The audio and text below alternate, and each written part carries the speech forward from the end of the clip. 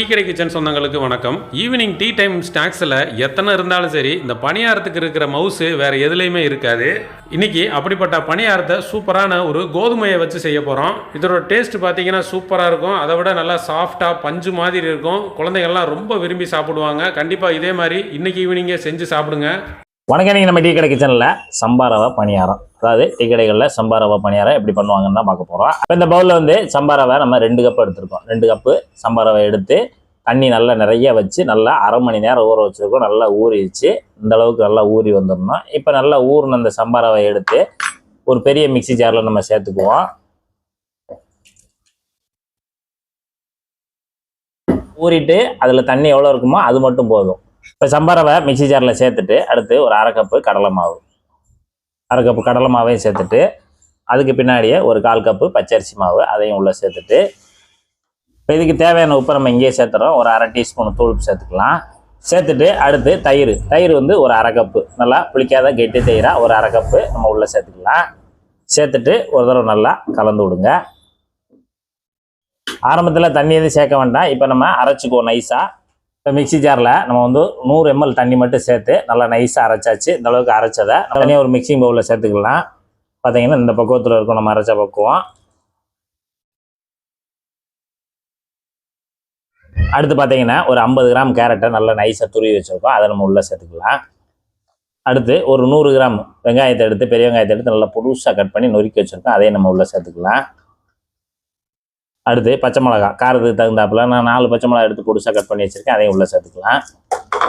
சீரகம் ஒரு டீஸ்பூனு, மல்லித்தலை ஒரு 5 விரல் அளவு நல்லா புதுசாக கட் பண்ணது. அடுத்து கருவேப்பிலை ஒரு 3 கொத்தை உருவிட்டு உள்ளே சேர்த்துக்கலாம். இப்போ ஒரு தடவை நல்லா கலந்து விட்ருங்க. கரண்டி வச்சுட்டு நல்லா கலந்து விடுங்க. கேரட்டு வெங்காயம் எல்லாம் மாவில் கலந்துற மாதிரி நல்லா கலந்து விடுங்க. இப்போ இந்த அளவு கலந்து விட்ட பிறகு கடைசியாக ஒரு 1/4 டீஸ்பூனு பெருங்காயத்தூள் சேர்த்து விட்டுட்டு நல்லா கலந்து விட்ருங்க. இப்போ நமக்கு பணியார மாவு தயாராகிடுச்சு. இந்த அளவுக்கு இருக்கணும். எடுத்து ஊற்றுற பக்குவத்துக்கு இந்த அளவுக்கு இருக்கணும். இப்போ மாவு பணியாரத்துக்கு ரெடியாக இருக்குது. அடுத்து பார்த்தீங்கன்னா பணியாரக்கல், பழகுன கல் தான். அதனால் பழகுன கல் எடுத்து வச்சுட்டு பணியாரக்கல் பூராமே சூடாகட்டும். சூடானோடனே அடுப்பு மீடியத்தில் வச்சுக்கோங்க. எண்ணெய் இந்த அளவுக்கு கொஞ்சம் ஒரு 1/4 குழி அளவுக்கு சேர்த்துட்டு இந்த கரண்டிகிட்ட கொஞ்சமாக எடுத்துக்குவோம். குழி நிறையா ஊற்றிக்கலாம். இதே போல் ஒவ்வொரு குழிலையும் நம்ம ஊற்றிக்கலாம். ஒரு கரண்டி, ஒரு குழிக்கு ஒரு கரண்டி, சின்ன கரண்டி வச்சுட்டோம்னா சரியாக இருக்கும். அப்படியே சைடில் ஊற்றி விடுங்க. கடைசியாக நடுவில் ஊற்றிடுங்க. இப்போ நமக்கு அந்த ஒரு சைடு மீடியமான ஹீட்டில் ஒரு 2 நிமிஷம் மாட்டலாம் நமக்கு வந்து வரணும். இப்போ பார்த்தீங்கன்னா 2 நிமிஷம் ஆச்சு. 2 நிமிஷத்தில் நமக்கு அந்த சைடு நல்லா சூப்பராக ரெடியாகி வந்துருச்சு. இப்போ நம்ம திருப்பி விட்டுக்கலாம். நல்லா இது போல் நல்லா ப்ரௌனாக லேஸாக இருந்தால் இந்த மாதிரி ப்ரௌனாக வந்த உடனே அப்படியே நம்ம திருப்பி விட்டுடலாம். அவ்வளோதான். இந்த மாதிரி ஷார்ப்பான ஒரு ஸ்பூன் வச்சுக்கோங்க.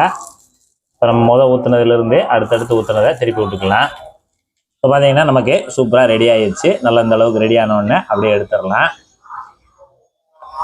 அதாவது திருப்பி விட்டுட்டு ஒரு 1 நிமிஷம் இருந்தாலே போதும், நமக்கு ரெடி ஆகிடும். அந்த 2 நிமிஷம் வந்து ஒரு சைடே நமக்கு நல்லா 3/4 வாசிக்கு மேலே வந்துடும். திருப்பி விட்ட உடனே ஒரு 1 நிமிஷம், அவ்வளோதான். நமக்கு முழுமையாக நல்லா சூப்பராக பணியாரம் ரெடி ஆகி வந்துருச்சு.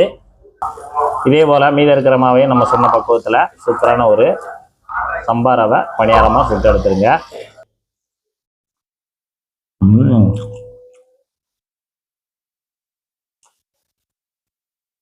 ரொம்ப ருசியாக இருக்குது.